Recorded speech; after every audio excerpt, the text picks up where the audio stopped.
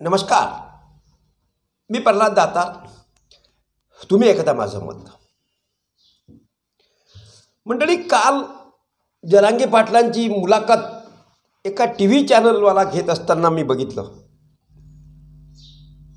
आणि या TV चॅनलवाल्यांनी जरांगे पाटलांना विचारलं की MIMचे नेते खासदार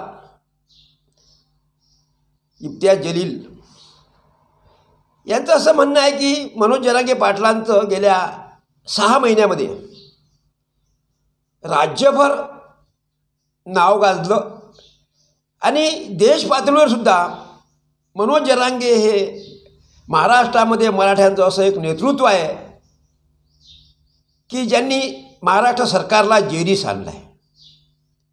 त्यामुळे हा नावलौकिक एवढा झाल्यामुळे आता जरांगे पाटलांनी राजकारणामध्ये प्रवेश करावा असं त्या MIMच्या नेत्यांना वाटते. यावर तुमचं मत काय, असं चॅनलच्या एका प्रतिनिधींनी जरांगे पाटलांना विचारलं. खूप प्रयत्न केला की जरांगे पाटील यावर काही म्हणजे ज्या पत्रकाराला अपेक्षित असलेलं मत व्यक्त करतील असं त्याला वाटत होतं. पण जरांगे पाटलांनी अगदी शेवटच्या क्षणापर्यंत 10-15 मिनिटाची ती मुलाखत असेल, त्याच्यामध्ये मी राजकारणात चुकूनही येणार नाही. MIMच्या नेत्यांची जरी अपेक्षा असेल की माझं एवढं नावलौकिक झालं, हे झालं, त्याच्यामुळे आता मी सहज राजकारणामध्ये यशस्वी होऊ शकतो असं त्यांना वाटत असलं तरीही मी राजकारणात येणार नाही. मी माझ्या समाजाचं भलं करण्याच्यासाठी म्हणून राजकारणाच्या बाहेर राहून सरकारला माझ्या समाजाच्या मागण्या मंजूर करण्यासाठी मी बाध्य केलं आहे आणि ते काम मी राजकारणात किंवा आमदार खासदार असताना करू शकलो नसतो किंवा करू शकणार नाही. त्यामुळे मी जिथं आहे तिथे खूप सर्व काही आहे, चांगलं आहे. त्यावरही पुन्हा पत्रकारांनी विचारलं की नाही, काही लोकांनी असं केलं, काही लोकांनी तुमच्यासारखेच काम केलं. दिल्लीचे सध्याचे मुख्यमंत्री केजरीवाल यांनीसुद्धा अशाप्रमाणे आंदोलनं वगैरे केले आणि त्यातून ते मुख्यमंत्री झाले आणि त्यातून ते चांगला कारभार करते आहेत वगैरे वगैरे असा दाखलासुद्धा पत्रकारांनी दिला.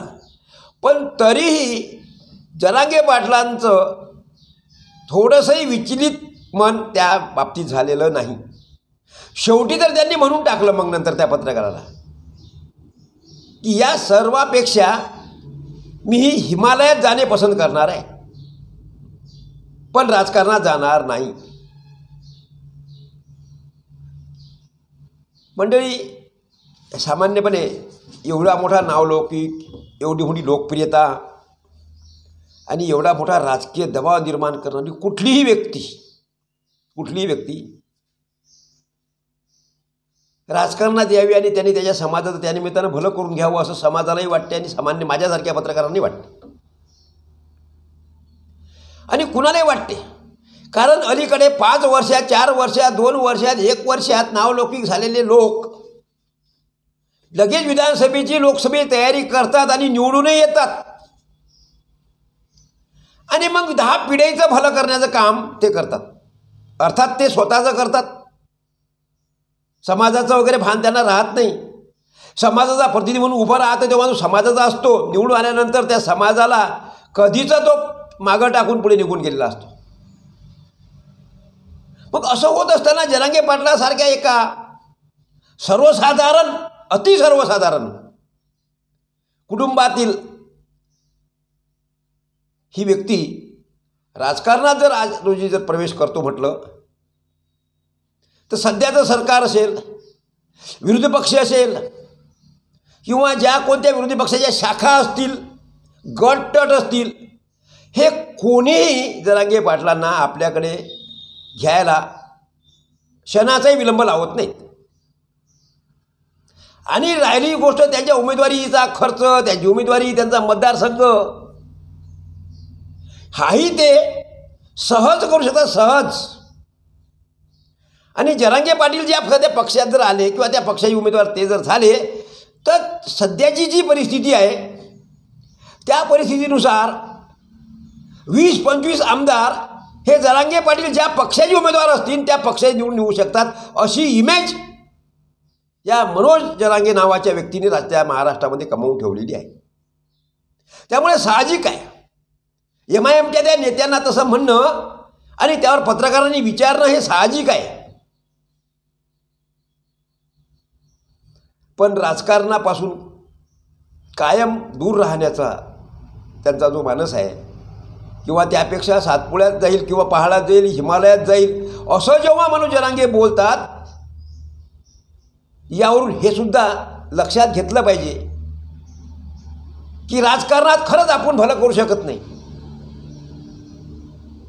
40-45 वयापर्यंत असलेला हा तरुण कार्यकर्ता, तरुण नेता मराठ्यांचा, हा या वयातच सांगतो की मला त्यापेक्षा हिमालयात जाणं पसंत करेल, पण राजकारणात जाणार नाही.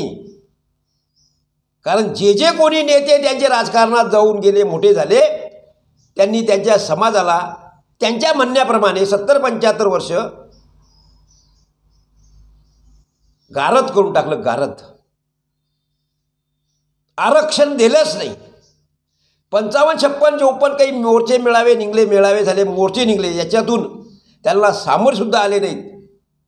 आणि त्याच्यातून मराठ्यांना काही मिळेल याचा साधासा प्रयत्नसुद्धा त्या राजकारण्यांनी केला नाही, की जे सध्या आमदार आहेत, खासदार आहेत, मंत्री आहेत. त्यामुळे अशा व्यक्तींची प्रचंड चीड, अशा नेत्यांची प्रचंड चीड ही मनोज जरांगेंच्या त्या शब्दातून दिसून येते की आहे ना, मी कशाला राजकारणात येऊ, माझ्या समाजाचे एवढे मोठे प्रतिनिधी सध्या राजकारणात आहेत, केंद्रात आहेत, राज्यात आहेत, देशात आहेत, पण त्यांनी कुठेही दिवा लावलेला नाही समाजासाठी. आणि मला तुम्ही राजकारणात या म्हणता, आणि राजकारणात गेल्यानंतर मी सुद्धा त्या खुर्चीला माझं धक्का लागला किंवा त्या खुर्चीत मी बसलो, तर मी सुद्धा यांच्यासारखाच नालायक होऊ शकतो. मी समाजाचं भलं करणार नाही. त्यामुळे समाजासाठी मानून माझी जी लायकी मी सिद्ध केलेली आहे, ती लायकीच मला किंवा माझ्या समाजाला न्याय देण्यासाठी पात्र आहे, हेच जरांगेंना त्यांच्या त्या शब्दातून सांगायचं होतं असं मला वाटते. मित्रांनो, मी माझं मत व्यक्त केलं. आवडलं लाईक करा, शेअर करा. पुढचा व्हिडिओ बघण्यासाठी म्हणून ज्यांनी चॅनलला सबस्क्राईब केलं त्यांनी चॅनलला सबस्क्राईब करा. धन्यवाद.